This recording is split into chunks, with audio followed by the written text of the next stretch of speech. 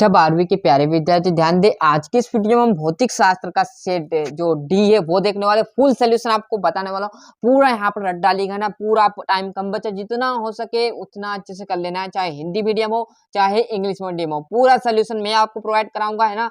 देख लीजिए यहाँ पर पहले क्वेश्चन की तरफ फटाफट चलते हैं। जैसे हम पहले क्वेश्चन की तरफ जाएंगे तो आपका पहला क्वेश्चन आ जाएगा, आवेशित खोखले गोले के अंदर विद्युत क्षेत्र का मान होता है तो हमेशा शून्य होता है ना। ताप बढ़ाने पर प्रतिरोध घटता है तो अर्धचालक का प्रतिरोध घट जाता है भैया। एक समान चुंबक के क्षेत्र में गतिमान आवेश, है ना, गतिमान आवेश पर लगने वाला बल ये दिया हुआ है।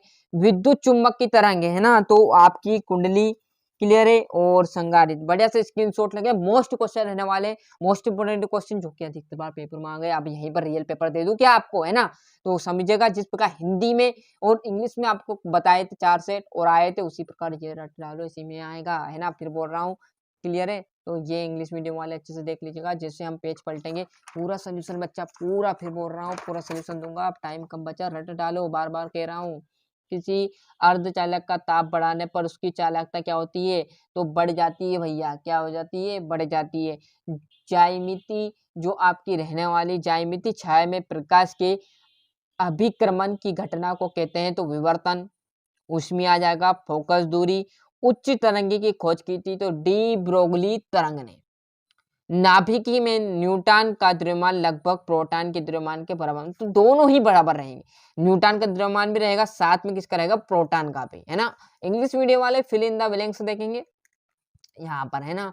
सही जोड़ी में पूरा प्रोवाइड कराऊंगा। दंड चुंबक के कारण निरक्षीय स्थिति में चुंबक क्षेत्र की तीव्रता, तो आपका सूत्र दे दिया है, क्लियर है भैया। तो पूरा अच्छे से आप स्क्रीनशॉट ले लीजिए जोड़ी का, ज्यादा टाइम नहीं है। मैं जो चीजें आपको याद कराने की रहेगी वो फुल चांसेस आपके कराने के मैं रहूंगा।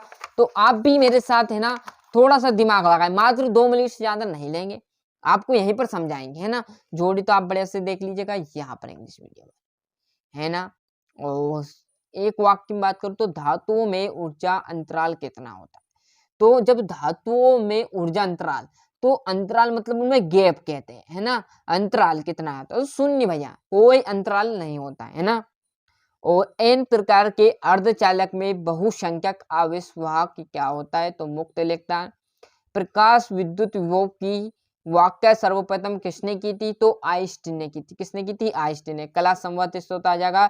विस्थापन धारा किस कारण से उत्पन्न होती है, तो समय परिवर्तनी के कारण, है ना। यहाँ से इंग्लिश मीडियम वाले देख लीजिएगा। और सत्यासत्य की बात करूं तो पी प्रकार के अर्धचालक प्राप्त करने के लिए शुद्ध अर्धचालक में त्रिसंयोजक अशुद्धियां मिलाई जाती है भैया, सत्य बात है। उत्सर्जित प्रकाश सत्य रहेगा। नाभिकीय संगलन एवं विखंडन में ऊर्जा उत्पादित का कारण द्रव्यमान क्षतिज है, सत्य सत्य। और ये आपका असत्य आ जाएगा।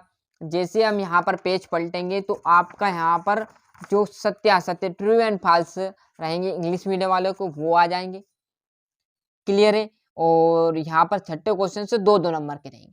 अभी आप भी समझ सकते हो कि इतनी जल्दी मैं कैसे प्रोवाइड कराऊंगा, तो आप बढ़िया से स्क्रीनशॉट लो और आपके स्तर से इन प्रश्नों को याद कर लेना।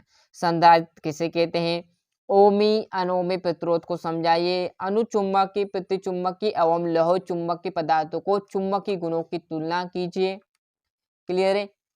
जैसे हम पेज पलटेंगे तो ये आपके सामने लेंस के नियम लिखिए, समझाइए कि कैसे लेंस के नियम ऊर्जा संरक्षण के नियम के अनुकूल है। प्रकाश के अपवर्तन से आप क्या समझते हो, द्रव तरंगे की विशेषता, बहुत ही मोस्ट क्वेश्चन रहने वाले हैं ना। बिल्कुल रट डालिए, प्योर तरीके से रट कर चले जाए, कभी गारंटी यहाँ पर आप 70 में से 60 से 65 नंबर नहीं लाओ तो चैनल डिलीट कर दूंगा, ये भी दावा करता हूँ, है ना। श्रेणी क्रम में जुड़े 3 संधारित्र की तुल्य धारा के लिए व्यंजक ज्ञात कीजिए, है ना।